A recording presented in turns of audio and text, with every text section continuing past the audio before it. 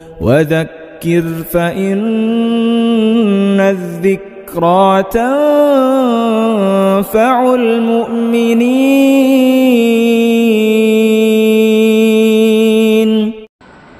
الحمد لله وكفى وسلام على عباده الذين اصطفى أما بعد فأعوذ بالله من الشيطان الرجيم بسم الله الرحمن الرحيم ولا تكونوا كالتي نقضت غزلها من بعد قوة أنكاثا صدق الله العظيم. قابل احترام بزرگوں اور دوستوں، یہ سورہ نحل کی 92 نمبر کی آیت کا کچھ حصہ ہے. یہ سورت 14ویں پارے میں ہے اور اس سورت کا نام ہے نحل. نحل عربی زبان میں شہد کی مکھی کو کہا جاتا ہے. چونکہ اس سورت میں اللہ پاک نے شہد کی مکھی کا ذکر کیا ہے اور اس سے حاصل ہونے والے شہد میں شفا کا ہونا بتلایا ہے، اسی مناسبت سے پوری سورت کا نام ہو گیا سورہ نحل. تو اس کی یہ 92 نمبر کی آیت ہے. آیت پاک میں اللہ تبارک و تعالی نے مکہ مکرمہ کی ایک پاگل قسم کی عورت کے واقعے کو اشارتاً بیان کیا ہے. اب سوال یہ ہے کہ کیا واقعاتاً یہ پاگل قسم کی عورت تھی یا نہیں؟ واقعاتاً یہ بات پیش آئی ہے یا نہیں؟ یا اللہ پاک صرف مثال بیان کرنا چاہتے ہیں؟ مفسرین کرام کی رائے دونوں طرح کی ہے. بعض کی رائے یہ ہے کہ ایسی کوئی عورت نہیں تھی، یہ تو صرف ایک مثال بیان کی اور مثال بیان کر کے نصیحت کی گئی ہے. لیکن اکثر علماء کی رائے یہ ہے کہ نہیں، یہ عورت تھی جو پوری پاگل تو نہیں لیکن کچھ تو پاگل تھی، آدھی پاگل تھی. کون تھی یہ عورت؟ اس کا نام کیا تھا؟ قرآن کریم نے اس کا نام نہیں بتلایا. یہ خصوصیت قرآن کریم کی بھی ہے اور سرور دو عالم صلی اللہ علیہ وسلم کی احادیث کی بھی ہے. آپ حضرات جانتے بخاری شریف کی پہلی روایت کون سی ہے؟ انما الاعمال بالنیات. پوری روایت نہیں، یہ روایت کا صرف ٹکڑا ہے. انما الاعمال بالنیات. پوری روایت کیا ہے اور نبی علیہ السلام نے کب سنائی، کیوں سنائی، وجہ کیا تھی؟ تو ایک صاحب تھے جو مکہ مکرمہ میں رہتے تھے اور ایک خاتون تھی جو مدینہ منورہ میں رہتی تھی. یہ صاحب جو مکہ مکرمہ میں رہتے ہیں، یہ اس خاتون سے نکاح کرنا چاہتے جو مدینہ منورہ میں رہتی ہے. اس خاتون نے شرط لگائی کہ اگر تم مجھ سے نکاح کرنا چاہتے ہو تو تمہیں اپنے گھر بار کو چھوڑ چھاڑ کر ہجرت کر کے یہاں آنا ہوگا مدینہ منورہ. اگر تمہیں یہ شرط منظور ہے تو میں تم سے نکاح کرنے کو تیار ہوں، ورنہ نکاح نہیں ہو سکتا. تو یہ صاحب تیار ہو گئے، انہوں نے ہجرت کی. لیکن ان کی ہجرت اللہ اور رسول کے لیے نہیں تھی، ان کی ہجرت تو اس خاتون سے نکاح کرنے کی تھی. تو نبی کریم صلی اللہ علیہ وسلم کو جب پتہ چلا تو حضور علیہ السلام نے فرمایا انما الاعمال بالنیات، اعمال کا مدار نیتوں پر ہے. ہے وَإِنَّمَا لِكُلِّ امْرِئٍ مَّا نَوَىٰ، ہر آدمی کو وہی ملتا ہے جو وہ نیت کرتا ہے۔ آگے آقا ارشاد فرماتے فَمَنْ كَانَتْ هِجْرَتُهُ إِلَى اللَّهِ وَرَسُولِهِ فَهِجْرَتُهُ إِلَى اللَّهِ وَرَسُولِهِ، جس کی ہجرت اللہ اور رسول کے لیے ہوگی تو اس کی ہجرت اللہ اور رسول کے لیے ہی سمجھی جائے گی۔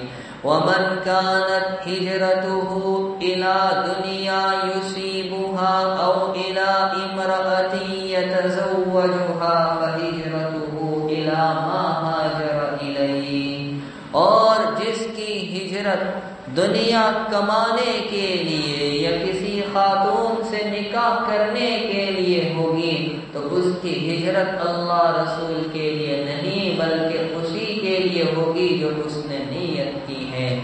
تو اب دیکھیے محدثین اعظام نے صحابہ کرام نے ان صحابہ کا نام نہیں بتلایا کہ وہ کون صحابہ تھے۔ خاتون کا نام تو معلوم ہے، اس کا نام تھا ام قیس، لیکن یہ صاحب کون تھے جو مکہ مکرمہ سے ہجرت کر کے مدینہ منورہ پہنچے، لیکن اللہ اور رسول کے لیے ہجرت کے ارادے سے نہیں بلکہ نکاح کے غرض سے؟ محدثین نے نام بیان نہیں کیا۔ وہ کیا بیان کرتے؟ صحابہ کرام نے ان کا نام بیان نہیں کیا، وہ تو مہاجر ام قیس کے نام سے جانے جاتے ہیں۔ تو یہ خوبی ہے سرور دو عالم صلی اللہ علیہ وسلم کے کلام کی، تو پھر اللہ کے کلام میں اس خاتون کا نام کیوں بیان کیا جائے گا؟ میں آپ کو یہ مثال دے رہا تھا کہ وہ خاتون کون تھی، لیکن مفسرین نے اپنی تحقیق سے نام بیان کیے، یقینی تو کہہ نہیں سکتے۔ بعضوں نے کہا اس کا نام سعیدہ تھا، بعضوں نے کہا اس کا نام ریطہ بنت عمر بن کعب بن سعد بن تیم بن مرہ تھا۔ اب جو بھی ہو، اب چاہے اس کا نام سعیدہ ہو یا چاہے ریطہ بنت عمر بن کعب بن سعد بن تیم بن مرہ ہو، جو بھی ہو، یقینی طور پر نہیں کہہ سکتے۔ بھائی اس عورت کو پاگل کیوں کہا گیا؟ اس کی حرکت کیا تھی؟ اور قرآن کریم کی آیت میں ہمیں نصیحت کی وَلَا تَكُونُوا كَالَّتِي، اس عورت کی طرح مت ہو جانا۔ تو کیا تھا قصور اس عورت کا؟ یہ عورت پورا دن کپاس میں سے سوت کاٹ کاٹ کر تیار کرتی تھی، اور اکیلی نہیں اپنے ساتھ اوروں کو بھی شریک کرتی تھی، اپنی خادمہ، نوکر چاکر کو، لڑکیوں کو۔ تو پورا دن بڑی محنت سے سوت کو کاٹ کاٹ کر تیار کیا کرتی تھی، اور جب وہ بن جاتا تو اس کے ٹکڑے ٹکڑے کر دیتی۔ اب ہمیں یہاں ایک درس یہ ملا کہ عورتوں کو چاہیے کہ ایک دوسرے کے کام میں تعاون کرے، مدد کرے، لیکن وہ کام جائز ہو، شرعی حدود میں ہو۔ ناجائز کام میں مدد تو قرآن کریم نے روکا ہے وَلَا تَعَاوَنُوا عَلَى الْإِثْمِ وَالْعُدْوَانِ، کہ گناہ اور زیادتی کے کام میں ایک دوسرے کا تعاون مت کرو۔ بہرحال یہ عورت خود بھی اور اپنے ساتھ اور عورتوں کو شریک کر کے بڑی محنت سے، مشقت سے سوت کو تیار کرتی ہے۔ جب وہ تیار ہو جاتا ہے، جڑ جاتا ہے، تو اس کے ٹکڑے ٹکڑے کر دیتی ہیں، گویا اپنے کیے پر پانی پھیر دیا۔ قرآن کریم نے ہمیں نصیحت کی، رب العالمین نے اس خاتون کے واقعے کی طرف اشارہ کیا وَلَا تَكُونُوا كَالَّتِي نَقَضَتْ غَزْلَهَا مِن بَعْدِ قُوَّةٍ أَنْكَاثًا، اس عورت کی طرح مت ہو جانا جس نے قوت و محنت سے سوت کو تیار کیا، پھر اس کو توڑ دیا، ریزہ ریزہ کر دیا۔ قرآن کریم اس واقعے کو نقل کر کے ہمیں ایک پیاری نصیحت کر رہا ہے کہ ہم کوئی ایسا کام نہ کرے جس کی وجہ سے ہماری محنت پر یعنی نیکیوں پر پانی پھر جائے۔ یہ ہے قرآن کریم جو ایک حکیمانہ کلام ہے، اور ایک ایک آیت میں ہمارے لیے کتنا شاندار درس اور کتنی بہترین تعلیم ہے کہ جیسے اس خاتون نے محنت سے سوٹ کو تیار کیا، پھر اپنے ہی ہاتھوں سے اس کو پاش پاش کر دیا، توڑ دیا، ریزہ ریزہ کر دیا، اپنے کیے پر پانی پھیر دیا۔ اللہ رب العزت ہمیں یہ درس دے رہے ہیں، نصیحت فرما رہے کہ اس عورت کی طرح مت بننا جو اپنے کیے پر ہی پانی پھیر دے۔ معلوم ہوا کہ ہمیں چاہیے کہ ہم اپنی نیکیوں کی حفاظت کریں، نیکیوں کو بچانے کی کوشش کریں۔ میرے بھائیوں، ہمیں نیکیوں کی قدر آج تو نہیں، لیکن آنکھ بند ہونے کے بعد جب ہم دوسرے عالم میں پہنچیں گے یعنی عالم برزخ میں، اور وہاں سے ہم تیسرے عالم میں، عالم محشر میں، عالم آخرت میں پہنچیں گے، تو ہمیں پتا چلے گا کہ نیکی کیا چیز ہوتی ہے۔ تب معلوم ہوگا جو نیکی ہم چھوٹی سمجھ کر نہیں کرتے، ہم نہیں جانتے، وہی ہمارے ترازو کو وزنی بھی کرا سکتی ہے۔ حضرت عبداللہ ابن مسعود رضی اللہ تعالیٰ عنہ فرماتے ہیں، اگر مجھے پتا چل جائے کہ میرا کوئی عمل اللہ پاک نے قبول کر لیا، ساری زمین سونا بن کر آ جائے، اس سے بہتر ہے میرا وہ عمل جو اللہ کے یہاں قبول ہو چکا ہے۔ لیکن ہم اپنی نیکیوں کی حفاظت نہیں کرتے، ہماری نگاہ میں نیکیاں حقیر سی ہے۔ بایزید بستامی رحمت اللہ علیہ، ان کا جب انتقال ہوا، کسی نے خواب میں دیکھا حضرت کیسی گزری، تو کہنے لگے بس اللہ کے دربار میں پیشی ہوئی اور مغفرت کر دی گئی۔ اب اس نے خیال کیا حضرت تو بڑے اونچے مرتبے کے بزرگ اور ولی، سلطان الاولیاء، سلطان العارفین، تو ان کی جو برسوں کی عبادتیں، ریاستیں، مجاہدے وہ کام آ گئے ہوں گے۔ فرما نہیں، اولاً اللہ کے دربار میں پیشی ہوئی، اللہ نے فرما بایزید کیا لائے ہو؟ تو کہتے میں نے اپنے اعمال پر نظر ڈالی کہ کون سا عمل ہے جو اللہ کے یہاں میں پیش کروں۔ اپنے ہر عمل کو دیکھتا رہا، ہر ایک میں مجھے نقص اور عیب نظر آیا۔ پھر خیال کیا کہ ہاں توحید میرا مضبوط عمل ہے، اس کو میں پیش کر سکتا ہوں۔ تو عرض کیا پروردگار تیری بارگاہ میں پیش کرنے کے لیے کوئی خاص نیکی تو نہیں، لیکن توحید ہے جو میں تیرے دربار میں پیش کرتا ہوں۔ اللہ نے فرمایا دودھ والی رات کا قصہ بھول گئے؟ اب ہوا یہ تھا رات میں دودھ پیا ہوگا، صبح میں پیٹ میں درد ہو گیا تو زبان سے نکل گیا، دودھ پیا تو درد ہو گیا۔ یہ توحید تم نے درد کی نسبت دودھ کی طرف کر دی۔ ہر اچھی بری چیز ہماری جانب سے ہوتی ہے، لیکن اللہ تعالیٰ نے پھر یاد دلایا کہ وہ بلی کے بچے والی رات بھول گئے۔ اب سردی کا موسم ہوگا، سخت سردی میں کوئی بلی کا بچہ کانپ رہا ہوگا، ٹھٹر رہا ہوگا، تو آپ نے اس کو لحاف اڑا کر گرمی پہنچائی، اس کی جان بچائی، اس کی طرف تو ان کی نظر بھی نہیں گئی تھی۔ اللہ نے اس عمل کی بنیاد پر ان کی مغفرت فرمائی۔ تو مجھے بتانا یہ ہے کہ ہم یہ نہ سمجھے کہ یہ نیکی چھوٹی ہے تو چھوڑ دو، یہ بڑی ہے تو یہ کریں گے نہیں۔ ہم نہیں جانتے کون سی چیز ہمارے لیے نجات کا ذریعہ بنے۔ اس خاتون کا جو واقعہ قرآن کریم نے اشارے کے طور پر بیان کیا، ہمیں یہی پیغام، یہی درس دیا گیا ہے کہ ہم اپنی نیکیوں کی حفاظت کریں، اپنی نیکیوں کو برباد نہ کریں۔ تو اب ایک سوال ہوتا ہے کہ نیکیاں کون سی چیزوں سے برباد ہوتی ہیں، تو ٹھیک ہے سنیں نیکیاں کون سی چیزوں سے برباد ہوتی ہیں۔ نمبر 1 کفر سے۔ اللہ میری آپ کی ہم سب کی حفاظت فرمائے۔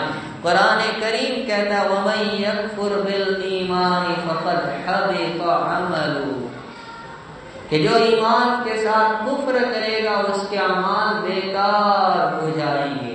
تو کفر کی وجہ سے نیکیاں برباد ہو جاتی ہیں۔ نمبر 2 شرک، اللہ کو تو ماننا لیکن اللہ کے ساتھ اوروں کو شریک ٹھہرانا۔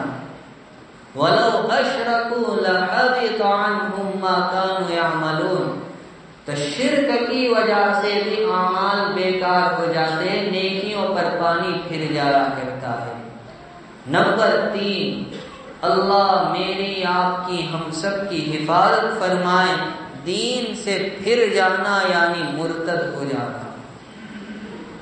دین سے جو پھر گیا نیکیاں برباد۔ میرے بھائیو آپ نے حدیث سنی ہوگی ان الاسلام یہدم ما کان قبل، حدیث پاک کے الفاظ ہیں کہ اسلام لانے سے ما قبل کے گناہ وہ معاف ہو جاتے ہیں۔ تو جس طرح اسلام میں داخل ہونے سے پچھلے گناہ معاف، تو اللہ نہ کرے اگر کوئی اسلام سے پھر کر بے دین ہو جاتا ہے تو بے دین ہو جانے سے، مرتد ہو جانے سے پچھلی جتنی نیکیاں تھی وہ ساری نیکیاں برباد ہو گئی، ضائع ہو گئی۔ معلوم ہوا کہ یہ بڑا خطرناک گناہ ہے۔ وَمَن يَرْتَدِدْ مِنْكُمْ عَنْ دِينِهِ فَيَمُتْ وَهُوَ كَافِرٌ فَأُولَٰئِكَ حَبِطَتْ أَعْمَالُهُمْ فِي الدُّنْيَا وَالْآخِرَةِ۔ ترمذی شریف کی ایک طویل روایت میں حضرت سید الکونین صلی اللہ علیہ وسلم نے خاتمے کی 4 صورتیں بیان کی ہیں۔ نمبر 1 ایک آدمی ایمانی ماحول میں، ایمانی گھرانے میں پیدا ہوا، ایمانی ماحول میں زندگی گزاری اور اسی میں اس کا انتقال ہوا۔ اللہ اس مبارک گھڑی کے صدقے میں ہم سب کو اسی جماعت میں شامل کرے۔ تو یہ ایک قسم۔ نمبر 2 کفریہ ماحول میں پیدا ہوا، اسی پر زندگی گزاری اور اسی پر وہ مرا۔ نمبر 3 پیدا ہوا ایمانی ماحول میں، زندگی گزاری ایمانی ماحول میں، اللہ بچائے، لیکن مرا ہے تو اس حال میں کہ ایمان اس کے پاس نہیں تھا، وہ مرتد ہو کر مرا، وہ کفر کی حالت میں مرا۔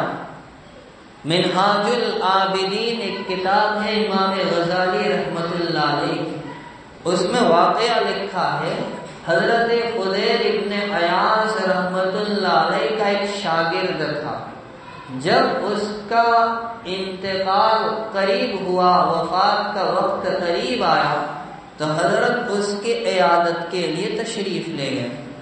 حضرت نے دیکھا بڑی نازک حالت ہے تو وہاں بیٹھ کر سورہ یاسین پڑھنا شروع کیا۔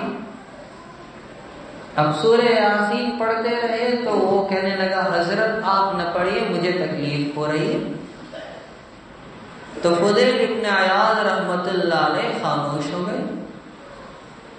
پھر دیکھا کہ بالکل آخری لمحات ہے تو حضرت نے اس کو کلمے کی تلقین کی، تو وہ کہنے لگا کہ آپ نہ کیجیے، مجھ سے کلمہ نہیں پڑھا جائے گا۔ چنانچہ وہ اسی حالت میں مرا۔ حضرت فضیل ابن عیاض رحمت اللہ علیہ بہت مایوس ہو کر وہاں سے تشریف لائے اور غم اور صدمے کی وجہ سے 40 دن تک روتے رہے۔ عجیب کیفیت تھی۔ ایک مرتبہ خواب میں دیکھا کہ اس کو گھسیٹ کر جہنم میں لے جایا جا رہا، تو کہا تمہارا یہ حشر کیوں؟ تم تو میرے شاگردوں میں سب سے اچھے تھے۔ اس نے کہا 3 باتیں۔ نمبر 1 میں حسد کیا کرتا تھا، مجھ میں حسد بہت تھا۔ نمبر 2 میں چغلیاں کرتا تھا، ادھر کی بات ادھر لگانے کی مجھ میں عادت تھی۔ اور تیسری برائی یہ تھی کہ مجھے ایک بیماری ہو گئی تھی۔ ایک طبیب نے مجھے مشورہ دیا کہ تمہارا علاج یہ کہ تم سال بھر میں تھوڑی سی شراب پی لیا کرو۔ میں نے اس کا مشورہ مان لیا تھا۔ تو دیکھیے پیدا ہوا کہاں؟ ایمانی ماحول میں، زندگی وہیں گزاری اور اللہ بچائے۔ اور چوتھی قسم ہے کہ پیدا ہوا کفریہ ماحول میں، زندگی بھی اسی میں گزری، لیکن اللہ کو کوئی ادا پسند آ گئی اور اللہ نے دولت اسلام سے اسے سرفراز کر دیا اور رخصت ہوا تو ایمان کے ساتھ، کلمے کے ساتھ۔ میرے بھائیو، یہ ایمان ہمیں مفت میں ملا ہے تو قدر نہیں ہے۔ یہ عظیم الشان نعمت ہے۔ حضرت نانوتوی رحمت اللہ علیہ کے پڑوس میں بنیا رہتا تھا۔ وہ جب مر گیا، حضرت نے اس کو خواب میں دیکھا کہ وہ جنت میں ٹہل رہا ہے۔ حضرت نے فرمایا لالا جی تم یہاں، منشا یہ تھا تم تو کافر ہیں اور جنت مسلمانوں کی ہے، تم کیسے؟ اس نے کہا مولوی جی مرنے سے پہلے ہم نے انکہی کہہ لی تھی۔ وہ کلمہ طیبہ کو کہہ رہا انکہی، جو نہ پڑھنے کا کلمہ تھا وہ میں نے مرنے سے پہلے پڑھ لیا تھا۔ دیکھو اللہ کو اس کا وہ کلمہ پسند آ گیا اور حضرت اس کو خواب میں دیکھ رہے جنت میں ٹہل رہا ہے۔ میرے والد مرحوم کے استاد تھے مولانا عبداللہ صاحب، جو ضلع بستی کے تھے رحمہ اللہ تعالی۔ ایک کفریہ گھرانے میں پیدا ہوئے۔ دیکھیے اللہ کے فیصلے کیسے ہوا کرتے، اور پھر اللہ نے ان کو دولت اسلام سے سرفراز فرمایا، مسلمان ہوئے اور عالم دین، جید عالم دین، دارالعلوم دیوبند میں داخل ہوئے۔ اور اس زمانے میں شیخ الحدیث تھے شیخ الاسلام والمسلمین حضرت مولانا سید حسین احمد مدنی نور اللہ مرقدہ۔ ان سے انہوں نے بخاری شریف پڑھی اور انہی سے بیعت بھی ہوئے۔ حضرت مدنی رحمت اللہ علیہ نے تو ان کو اپنا خلیفہ بنا لیا۔ دیکھیے اللہ کسی کو نوازتا ہے۔ پھر کسی مدرسے کے محتمل ہو گئے اور ان کے پاس میرے والد صاحب رحمۃ اللہ علیہ نے عربی صوم وغیرہ کی کتابیں بھی پڑھی تھی۔ پھر انہیں خیال ہوا کہ میرے مدرسے میں پڑھانے والے اساتذہ وہ سب حافظ قرآن، یہ حافظ قرآن نہیں تھے، تو سوچا مجھے حفظ کرنا چاہیے۔ تو مدرسے کے منتظمین سے بات کر کے 1 سال کی رخصت لی اور دارالعلوم دیوبند کی حفظ کلاس میں داخلہ لے لیا۔ یہ شرم نہیں کی کہ میرے پاس پڑھ کر آنے والے بچے آخری سال میں مفتی کلاس میں اور میں ان کا استاد حفظ کلاس میں نہیں، دھن سوار ہے، مجھے حافظ ہونا ہے۔ اللہ کا فضل اور اس کی قدرت دیکھے 8 مہینے میں حافظ ہوئے، صرف 8 مہینے۔ پھر ایک دور آیا، بھی آگے چلیے کیا دور آیا، ہجرت کر کے مدینہ طیبہ چلے گئے۔ مسجد قباء کے پاس ان کا مکان تھا اور زندگی کے 24 سال وہاں گزارے۔ 24 سال انتقال ہوا وہیں ہوا، مسجد نبوی میں نماز پڑھی گئی، جنت البقیع میں دفن کیے گئے۔ یہ ہے اللہ کے فیصلے۔ مجھے بتانا یہ ہے کہ نیکیاں کن چیزوں سے برباد ہوتی ہے، اس میں تیسری چیز بتا رہا تھا، مرتد ہو جانا، دین سے پھر جانا۔ نمبر 4، نیکیاں برباد ہوتی ہے اللہ کی اور آخرت کے دین کی ملاقات کا انکار کرنا۔ والذین کذبوا بآیاتنا ولقاء الآخرہ، جنہوں نے ہماری آیتوں کو جھٹلایا اور آخرت کی ملاقات کو جھٹلایا، ان کے اعمال بیکار ہو جاتے ہیں۔ نمبر 5، اللہ اور اس کے پاک رسول صلی اللہ علیہ وسلم کی نافرمانی کرنا اللہ رب العزت سورہ محمد میں فرماتے یا ایھا الذین آمنوا اطیعوا اللہ واطیعوا الرسول ولا تبطلوا اعمالکم، اللہ رسول کی اطاعت کرو اور اپنے اعمال کو باطل مت کرو۔ معلوم ہوا کہ اللہ کی اور رسول کی اطاعت ہوگی تو اعمال سلامت رہیں گے، ورنہ اعمال چوپٹ ہو جائیں گے۔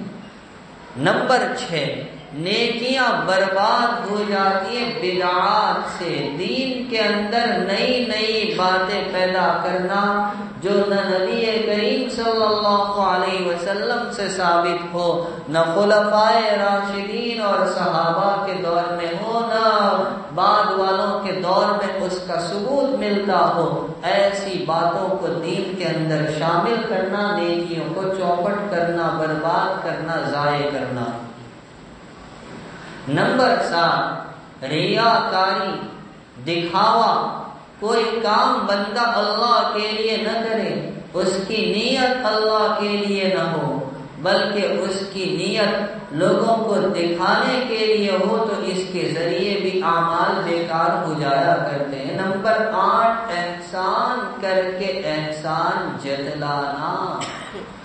تو یہ احسان جتلانا نیکیوں کو برباد کر دیتا ہے۔ اللہ پاک اپنے کلام میں فرماتے لا تبطلوا صدقاتکم بالمن والاذی، اپنے صدقات کو احسان جتلا کر اور تکلیف پہنچا کر بیکار مت کرو۔ امیر خسرو رحمت اللہ علیہ مشہور شاعر تھے، ان کے اشعار مشہور ہیں۔ ایک مرتبہ تشریف لے جا رہے اور انہیں سخت پیاس لگ گئی، تو ایک کنواں انہوں نے دیکھا، سوچا جا کر پانی پی لوں۔ وہاں 4 عورتیں کھڑی تھیں، ایک نے پہچان لیا کہ خسرو آ رہا ہے، دوسری نے پہچانا نہیں تو کیا خسر خسر کرتے ہو، کہے بہت بڑا شاعر ہے آنے دو، اور ان کو پانی پینے نہیں دیں گے، ہم کہیں گے شعر سناؤ تبھی پانی پینے دیں گے۔ امیر خسرو آئے تو روک دیا انہوں نے پانی پینے سے، کہ پہلے شعر سناؤ۔ کہ اچھا ٹھیک ہے، کس پر سننا چاہتی ہو؟ ایک نے کہا کھیر پر،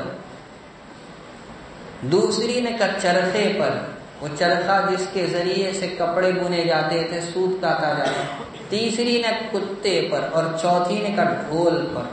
چاروں نے الگ الگ عنوان دے دیے۔ امیر خسرو نے فرمایا کہ چلو سنو، کھیر پکائی جتن سے، چرخا دیا چلائے، کتا آیا کھا گیا، تو بیٹھی ڈھول بجائے۔ لا پانی نا۔ اب وہ تو ہنسنے لگی اور بہت لطف اندوز ہوئی، پانی پلا دیا۔ لیکن امیر خسرو بہت بڑا درس دے گئے کہ کھیر پکائی جتن سے، یعنی عبادت کی بڑی محنت سے، اتنی محنت سے کہ تم نے اپنے آپ کو فانی کر دیا، لیکن تمہیں اپنے عبادت پر ناز ہونے لگا، تو یہی وہ کتا ہے جو عبادت کی کھیر کو چاٹ گیا۔ اب بچا تو کچھ نہیں، بیٹھ کر ڈھول بجاؤ، کیونکہ سارے اعمال چوپٹ ہو چکے ہیں، برباد ہو چکے ہیں۔ اتنا بڑا درس انہوں نے دے دیا۔ تو ریاکاری سے اور نمبر 8 احسان جتلانے سے اعمال بیکار ہوتے۔ نمبر 9 عصر کی نماز کو ضائع کرنا۔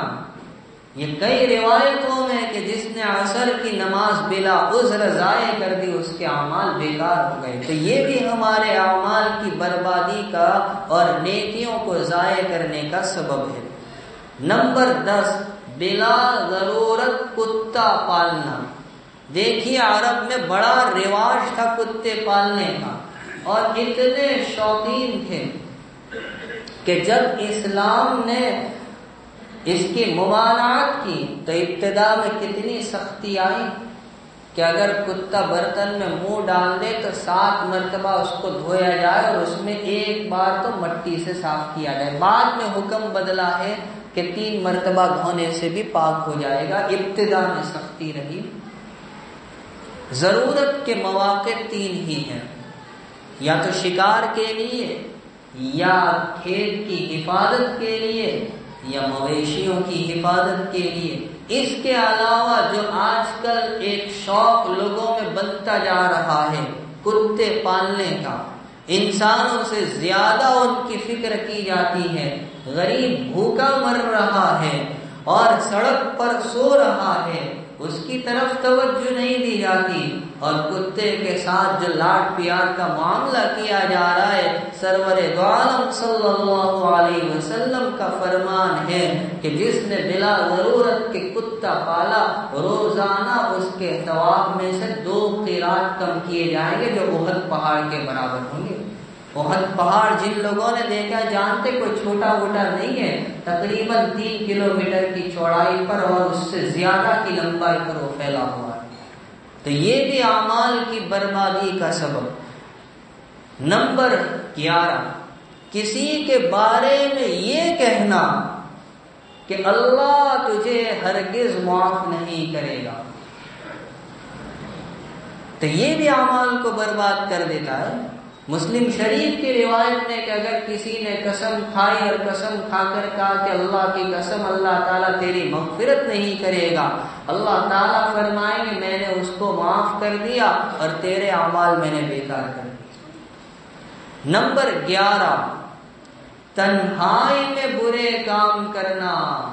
حضرت ثوبان کی روایت ہے کہ سید الکونین صلی اللہ علیہ وسلم نے ارشاد فرمایا کہ قیامت میں کچھ لوگ ایسے بھی آئیں گے جن کے ثواب تہامہ پہاڑوں کے برابر ہوں گے، لیکن ان کے اعمال رد کر دیے جائیں گے، وہ ہوا میں اڑنے لگیں گے، ان کے اعمال کچھ نہیں ہوں گے۔ حضرت ثوبان نے عرض کیا اے اللہ کے نبی علیہ السلام بتا دے وہ کون ہے تاکہ ہم ان برائیوں سے اپنے آپ کو بچائیں۔ اس نیت سے انہوں نے پوچھا۔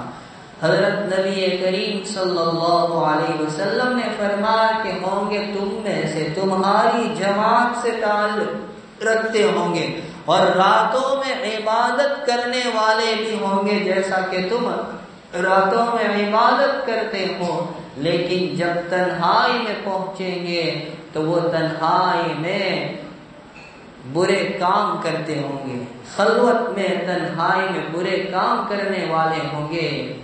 بندہ سمجھتا ہے کہ سارے دروازے بند کر لیے، کوئی دیکھنے والا نہیں، لیکن وہ ذات جو رب العالمین ہے وہ یعلم خائنۃ الاعین وما تخفی الصدور، وہ آنکھوں کی خیانت سے بھی واقف، دلوں کے اسرار اور بھید سے بھی واقف ہے، اس کا دروازہ کہاں بند ہو سکتا ہے؟ وہ تو ذرے کے برابر نیکی ہو اس کو بھی جانتا ہے، بدی ہو اس کو بھی جانتا ہے۔ معلوم ہوا کہ یہ جو برا عمل جو تنہائی میں کیا گیا اس کی وجہ سے اعمال چوپٹ ہو گئے۔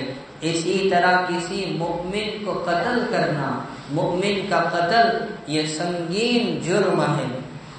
ابن ماجہ کی روایت میں ہے من اعان علی قتل مؤمن شطر کلمۃ لقی اللہ تعالی مکتوب بین عینیہ آئس من رحمت اللہ، کہ جس نے مؤمن کے قتل میں آدھے کلمے کے برابر بھی مدد کی ہوگی، آدھے کلمے کے برابر، قیامت کے دن اس حال میں آئے گا کہ اس کی دونوں آنکھوں کے درمیان پیشانی کے اوپر رحمت خداوندی سے نا امید ہونے کا لیبل لگا ہوا ہوگا۔